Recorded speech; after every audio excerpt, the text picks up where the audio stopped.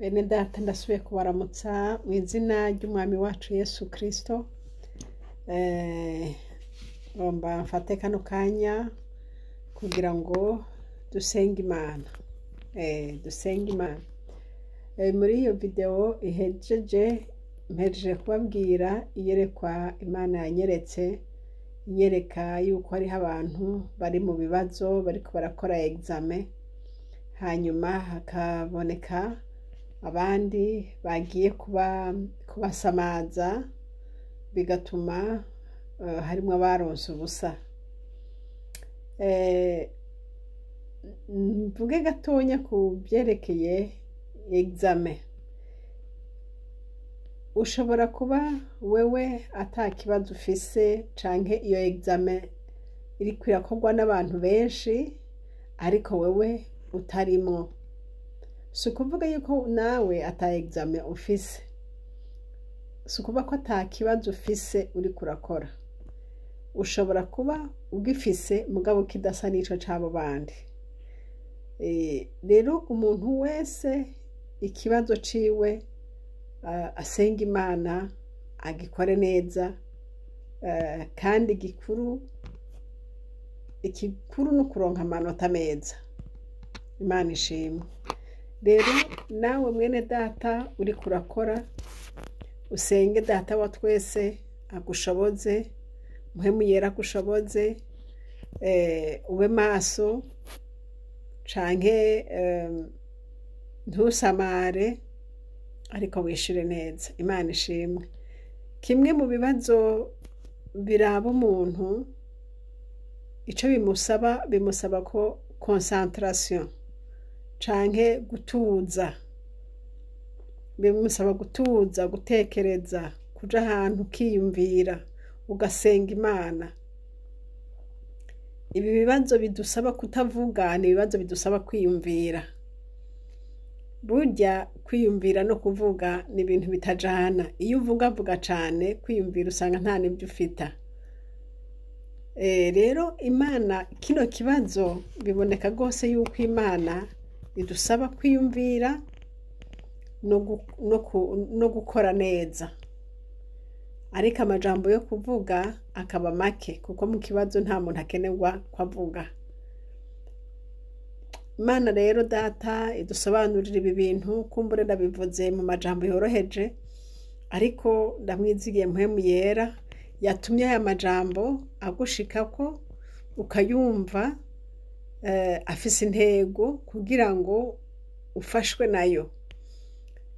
Birababaje kubona wowe uri mu kibazo Imana yaguhaye yagushizemwo, ariko ntumenye ko uri mu kibazo, kandi wayibigushizemwo wewe arazi yuko ariko arakronometra, ariko araraba umwanya aho ugeze, nkuko nari bamaze kubabwira. Umwanya ushobora guhera, ikibazo cawe kikaba kirarangiye, ariko mbese uza kuronka amanota ameze gute? Data rero agufashe ivyo urimwo, usenga Imana. Data agushoboze, uvuga uti Mwami mfasha, Mana hanishura iki, Mana ibi bintu ko binaniye, Mana ntabara, nyibutsa. Haleluya. Mwemu yera aracahari wakwigishe kwishura neza. Mwemu yera aracahari wakwigishe guca urubanza rubereye. Mwemu yera aracahari, ariko usenge. Ayo majwi y'abandi aza kugutesha, ayo majwi y'abandi aza kukubazagiza ibyakubazagize, abo ndabagutesha intumbero. Abantu bagomba kugusamaza kugira ngo uhave uronka ubusa, ariko ndakugiriye inama mu izina rya Yesu Kristo, urwanunesha. Imana ishimwe, Imana ihabwe icubahiro kubw'iryo hishurirwa Imana itubwiye. Bishoboka ko utari ubizi kuri mu kibazo, bishoboka ko utari ubizi ko wicaye muri ico, ariko uko bimeze kose aho bigeze, sinzi iminota isigaye, sinzi igihe gisigaye ngo iki kibazo gihere, ariko aho nyene bigeze ube conscient, ugarukana ubwenge, umenye uti mbega birahera gute, mbega ndabo wande, mbega birameze mwiki. Imana nihabwe icubahiro. mwene data nawe iki kibazo bariko barakora bene data wewe kitariko kirakuraba. Nabivuze si uko Imana yakwibagiye, oya, ahubwo ibibazo wahuye nabyo nawe warishuye ibyawe, canke ibibazo biri imbere yawe birahari. Ariko umwe wese bene data mu kibazo ciwe, ntawe uzorengana adakoze ikibazo. Kandi ibi byose nibitegura umugeni wa Kristo, nibitegura umugeni wa Kristo, kuko umugeni wa Kristo niwe ariko araburabuzwa. Umugeni wa Kristo niwe ariko aragegwa kugira ngo birabe yuko ari uwushitse. Haleluya. Rero umuntu wese yongera abaze mpwemu yera, mbega mpwemu yera ndacariko nishura neza, mbega mpwemu yera ndacari mpagaze neza. Ikintu cose, ikibazo kiturondera ko agakiza no gutunganira Imana, raba kuri kuravyishura neza, kuko uyu mwasi Satani agomba kukugwisha nk'uko abandi yabagize. Ariko weho ube maso, ube maso kandi ugwanonesha mu izina rya Yesu.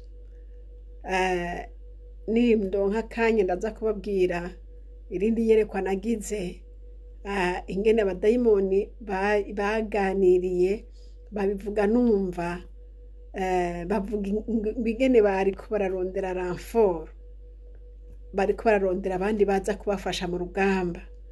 Rero ntusamare, umenye rwose ko uri ahantu ukwiye kugwanonesha, kuko isaha yo kurangiza ikibazo cawe igira ishike. Imana ibaha umugisha mwese, amen. Reka dusenge.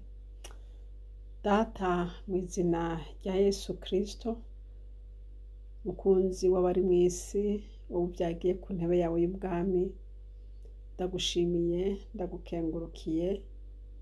Yesu, ndagushimiye ku bwa bene data bari mu bibazo, bariko barakora ikibazo, kandi Mwami Yesu Kristo ukaba wanyeretse rwose yuko hariho abariko barabasamaza. Mana, ndagushimiye ko hagarikiye ishengero ryawe, ndagushimiye yuko ari wowe musurveya w'ukuri, ndagushimiye yuko wowe nta kikurengana, nta kiguca mu maso. Haleluya. Amen. Ndagushimiye kuri mu kazi, Mwami wacu Yesu, mu ishengero ryawe wakoye amaraso, uri mu kazi, uri kurasista, uri kuraraba.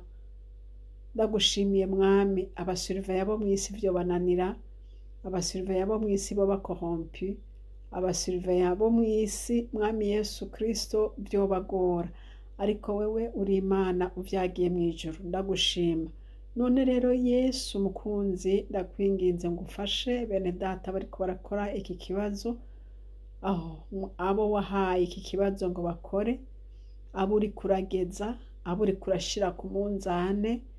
Mwami Yesu, ndasenze kubw'ubuntu n'imbabazi biva muri wewe, ufashe umwe wese mu izina rya Yesu Kristo, ufashe umwe wese ari muri salle d'examen, mu izina ryawe ryera. Mukunzi, ndasenze Mwami wanje ngo bashoboze, Mwami wanje ngo bafashe, ibibagoye gusobanukirwa ndasabye ngo bisobanure. Mana, ndakwinginze kubw'ubuntu, kubw'imbabazi, kubw'urukundo, kubw'ukugira neza, wibuke Yesu yuko yari umugeni wapfiriye, n'umugeni waviriye amaraso ku musaraba. Ndasabye ngo bafashe, bavyeyi bacu bafashe, batabare Mana, mu izina rya Yesu. Tugeze mu gihe kigoye, mu gihe c'umugoroba, nawe vyo bagora n'abana b'abantu, ariko ndakwinginze ngo mpwemu yera ubabarungikire abafashe kwishura ibi bibazo kandi babitsinde. Uzobukoze mu izina rya Yesu Kristo, mu izina rya Yesu. Ico tunanije ni Satani wa mubi ariko aracamo babasamaza, mu izina rya sekiramo shandara, mu izina rya Yesu. Abariko barabasamaza tubaciye intege, abariko barabasamaza ntibongere kuvuga ukundi, abariko barabasamaza birotire bahave mu izina rya Yesu. Nanone ndagushimiye mwami w'abami usumba byose, ndagushimiye kuko uriko uratanga zero kuri abo bose bariko barasamaza umugeni wawe, abo bose bariko barasamaza abariko barakora ibibazo mwami Mana, kandi bashaka kubasamaza batazi ko bariko barabikora ariko bikaba bariko birakoreka. Nk'uyu muntu twabonye ariko arabaza ngo mbega bimeze gute, agomba kubikora kandi nawe atarimwe mu babikora. Mwami yabikoze nk'aho umenga ntazi ko ariko arakora ibibi, ariko mu izina rya Yesu kuko wowe uri Imana, uri strict, uri Imana ukomeye, uri Imana wanka akajagari, uri Imana, uri Imana, uri Imana, uri Imana, nta kikurengana, byose urabibona. Ndakwinginze mu izina rya Yesu utabara aba bantu bariko barita mu bitabaraba, ubagirira imbabazi Yesu. Bamwe bariko barabikora inconsciemment batazi ko bariko baragira nabi, utubabarire, ubababarire mu izina rya Yesu Kristo. Bashobora kuba ari imiryango yabo, bashobora kuba ari abagenzi babo, bashobora kuba ari abandi bantu bumva umenga nabo birabaraba kandi bitabaraba. Mu izina rya Yesu ndabasengeye, ndabasabiye imbabazi ziva mu ijuru. Mwami amaraso yawe tuboneke ko mu izina rya Yesu Kristo. Abumva ibi bintu bose bakagomba kugira ico bovuze, bakagomba gufasha mu buryo bumwe no mu bundi kandi bitabaraba, ubagirira imbabazi nyakubahwa. Mu izina rya Yesu, uri umwami, uri umwami w'urukundo, uri umwami w'imbabazi. Ndabasengeye kugira ngo umwe wese Mana uwo bitaraba umuhe kwigizaho akarenge, kandi igikorwa dukwiye gukora mwami Yesu nugusengeranirana kugira ngo mwami w'abami abariko barakora kino kibazo Yesu ubashoboze gutsinda. Erega Mana uwo tugwana ni Satani. Satani niwe agomba ko abantu ntibatsindwe. Satani niwe ashaka ngo abantu ntibaronke ubusa. Satani niwe ashaka ngo abantu ntihagire umenya. Ndasabye gutugirire neza mu izina rya Yesu Kristo. Urakoze mwami, kandi nasenze ngo uduhe kumenya igihe aho kigeze. Mwami Yesu, biragoye iyo umuntu yokora atazi umwanya afise uko angana. Erega mwami no mu kibazo baravuga bati iki kibazo gifise iminota iyi, kugira ngo umuntu aguma araba kw'isaha araba hagejeje. Mu izina rya Yesu amen. Ndakwinginga kubw'ubuntu, kubw'imbabazi nyakubahwa, utwibira akabanga, tubwira aho igihe kigeze, tubwira aho igihe kigeze, tubwira aho igihe kigeze, kugira ngo umuntu akwakwanye, kugira ngo umuntu anyarutse mu izina rya Yesu. Ntibahave bamwaka adahejeje. Mwami Imana ndakwinginze ngo bariko barakora bose ubibira akabanga, uhe kunyarutsa. Ntihagire uvuga ngo sinamenye Yesu, ntihagire ugira ngo sinamenye. Ndasabye ngo bafashe, ndasabye ngo bagirire neza. Urakoze bwirukiro Mana. Nariko ndakwingingira ishengero ryacu, nariko ndakwingingira bene data bari mu bibazo, nariko ndakwingingira nyakubahwa Yesu. Uyu munzane washize imbere yacu, uyu munzane washize imbere y'ishengero, mu izina rya Yesu Kristo ndakwinginze kugira ngo baboneke arabashitse. Urakoze mwami w'abami nyakubahwa, urakoze uragahezagirwa, izina ryawe nirihabwa icubahiro. Urakoze kugiza imbabazi, urakoze kutabaye, urakoze kuduhangaje. Amaraso ya Yesu Kristo aboneke kuri uyo wese mu izina rya Yesu. Yabonetse ko atakoze nk'uko bibereye mu izina rya Yesu Kristo. Mana yo mwijuru, wagize ishaka iryo ari ryo ryose ariko bidakwiriye. Amaraso ya Yesu Kristo ndasabye mwami ngo ubahangaze. Ndabasengeye imbere y'inyonga zawe Mana mu izina rya Yesu Kristo. Imbabazi zawe zibagereko bose. Amaraso yawe yeza atunganya, yo atwuhagire twebwe twese uzobukoze.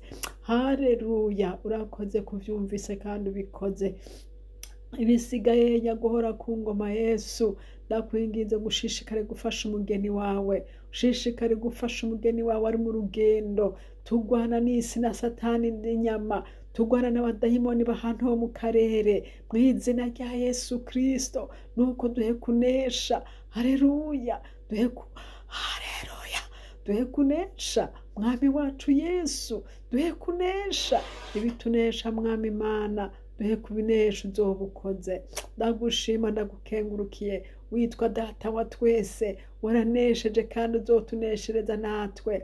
Mana, nyumvise abadayimoni bariko barahiga imihigo, ngo reka tubagire nka babandi, ngo reka tubakuremwo, ngo tubakuremwo ivy'impwemu, ngo basigare bameze nka babandi. Mw'izina rya Yesu, hariho abamaze kubivamwo kera, Mwami Yesu, ariko Satani ariko ararondera bagihagaze, nabo ngo bature hasi. Turi imbere yabo turatabaje ijuru, Mukiza w'abari mw'isi, ngwino turamire, uramire umwe wese mw'izina rya Yesu, kugira ngo nzamba niyavuga Yesu tugusanganire mu bicu twese. Ndabigushimiye kuvyumvise kandi kubikoze. Muhemu wawe yera ashishikaye kudushigikira, uduteramire Yesu, teramira abavyeyi bacu, teramira abo wahaye igikorwa, teramira abo wajeje ishengero, bateramire Mwami Imana, kuko uwagwanya ni watugwanya. Bateramire Yesu, bahe gutsinda. Bamenye ko Mwami bose bari ku rugamba, bose bari ku rugamba, bose bari imbere y'ikibazo. Umwe wese umehe kwishura neza. Ndabigushimiye ndakuba Mwami kandi kugira neza, mw'izina rya Yesu Kristo, amen. Imana Data ibahezagire, ibaha umugisha. Mwari kumwe na Françoise Habonayo. Nomero za telefone ni za zindi, ni +46 768 00 65 46. Imana y'ububasha ibahezagire. Ni ishene turiko, ni ishene Habonayo. Wanditse muri majuscule, wandike Habonayo, uca ubibona n'ibindi byinshi twasangiye namwe mu minsi yarenganye. Imana yera ibahezagire mwese, amen.